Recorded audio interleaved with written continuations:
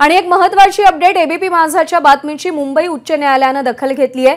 महाराष्ट्रातून गायब होणाऱ्या महिलांच्या मुद्द्यावर राज्य सरकारला नोटीस जारी करण्यात आली आहे। गेल्या 5 वर्षात राज्यभरातून 1 लाखाहून अधिक महिला गायब झाल्यात। शहाजी जगताप या माजी सैनिकानं हायकोर्टामध्ये याचिका दाखल केली होती।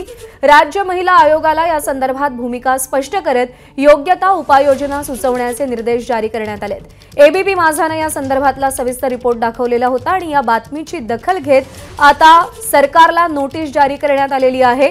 मुंबई उच्च न्यायालयाने सरकारला नोटीस जारी केली आहे। महाराष्ट्रातून गायब होणाऱ्या महिलांच्या मुद्द्यावरती ही नोटीस जारी करण्यात आली आहे। गेल्या 5 वर्षात आकडा भयानक आहे। 1 लाखाहून अधिक महिला गायब झाल्यात। शहाजी जगताप या माजी सैनिकांनी हायकोर्टात याचिका दाखल केली होती आणि या संदर्भात आता राज्य महिला आयोगाला भूमिका स्पष्ट करत योग्य उपाययोजना सुचवण्याचे निर्देशही जारी करण्यात आले आहेत। अमेय राणे आपले प्रतिनिधी आपल्या सोबत आहेत। अमेय, एबीपी माझाच्या बातमीची न्यायालयाने कशी दखल घेतली आहे आणि हा मुद्दा कशा पद्धतीने उचलून धरलाय?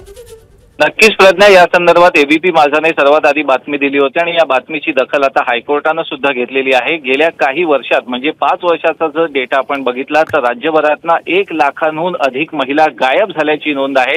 या महिलांचा काहीही ठाव ठिकाणा लागलेला नाहीये। या संदर्भात मुंबई उच्च न्यायालयात एक जनहित याचिका सुद्धा दाखल झाली आहे। त्यावर आज सकाळी तातडीची सुनावणी मुख्य न्यायमूर्तींच्या अध्यक्षतेखालील खंडपीठापुढे झाली।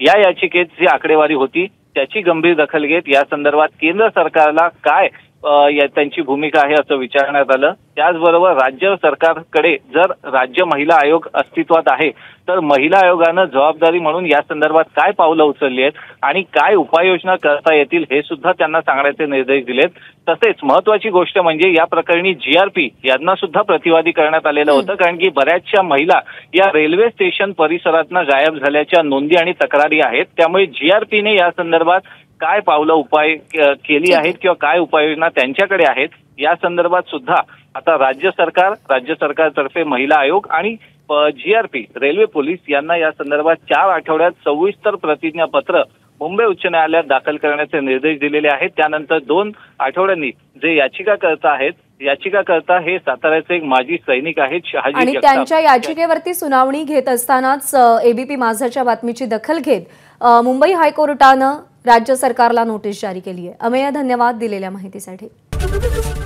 एबीपी माझा, उघडा डोळे बघा नीट।